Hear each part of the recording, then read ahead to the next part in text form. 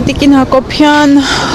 Փաշինյանի մասին ենք խոսելու, կարծես թե ավանդույթ է դարձել դատանի բակում պարբերաբար այս հարցերը քննարկել։ Այսօր Փաշինյանը եւս մեկ անգամ անդրադարձավ Արցախին, ակնհայտ է իր վերաբերմունքը Արցախի նկատմամբ, ասում վերջերս էլ թիրախավորեց մի արցախցի կնոջ, նրան անվանելով Արցախից փախած, նախ որպես կին, ապա հետո քաղաքական գործիչ, ձեր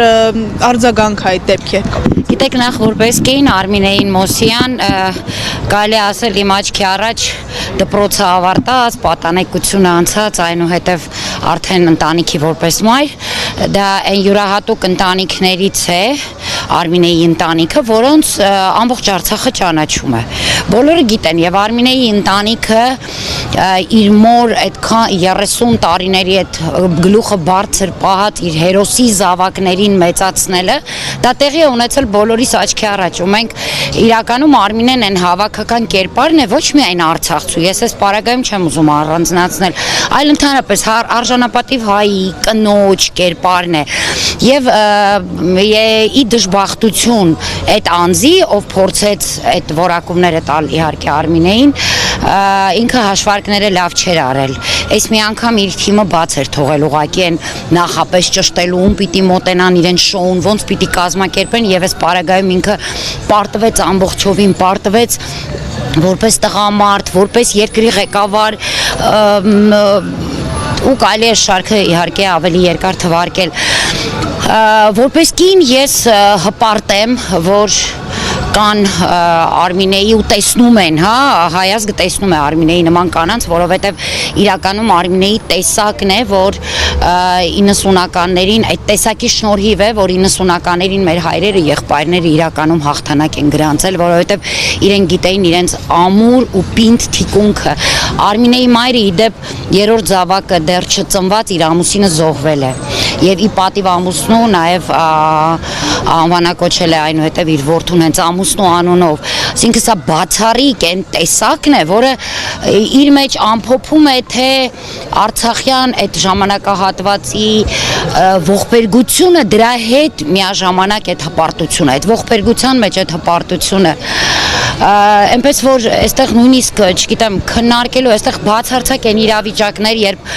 հեքիաթի, հայտնի հեքիաթի հերոսի նման պիտի բոլորը բղավեին, թագավորը մերկ է, եւ դա վերաբերվում է երկրի վարչապետին։ Տիկին Հակոբյան Փաշինյանն ասում է, եթե ես չընտրվեմ, պատերազմ է լինելու, ինչ պատերազմի մասին ենք խոսում, ու առհասարակ հիմա մենք պատերազմի վտանգ ունենք։ Նայեք, դա ուղիղ ահաբեկչություն է սեփական ժողովրդի նկատմամբ, սա ուղիղ բռնություն է սեփական ժողովրդի նկատմամբ, եւ իրեն իբրև թե ժողովրդավարություն բաստիոն հայտարարած երկրի ղեկավարը պիտի ընդունի, որ ինքը դիկտատոր է եւ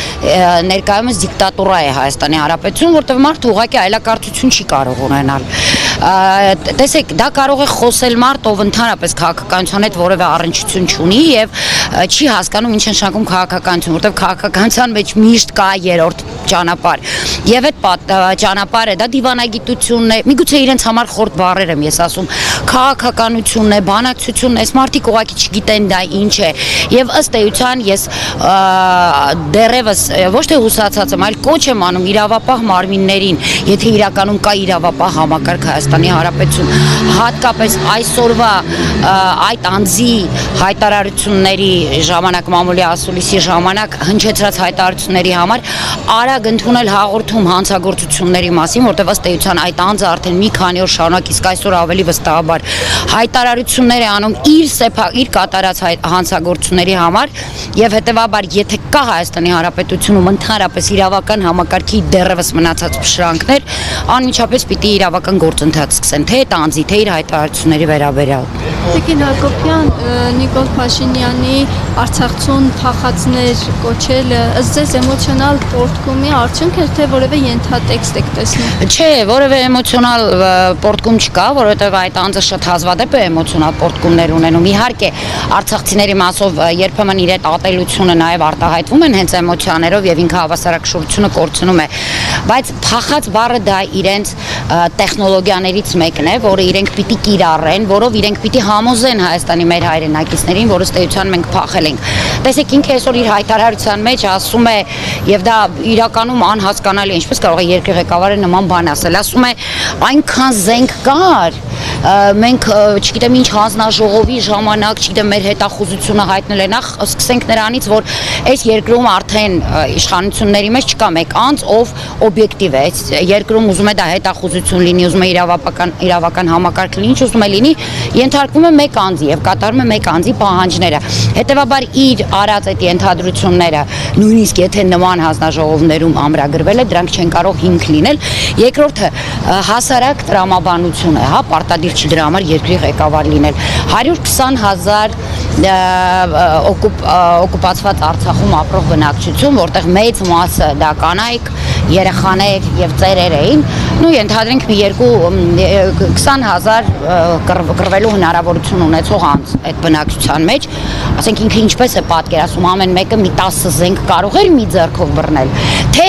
ինչպես իր, չգիտեմ, նախկին կիններ, թե ով էր ի վերջո այդ Էռատո ջոկատի հրամանատարը, զուգված զարդարված, որ գալիս էր ֆոտոներ էր անում 20 թվականին Արցախում, իբրև թե ինքը կռվում է, թե ինքը պատկերացնում էր, որ կինը իրականում այդպես կարող է անել, կինը պիտի զենքը վերցներ ու գնար կռվեր, քավլիցի եթե մենք կարողանայինք կամ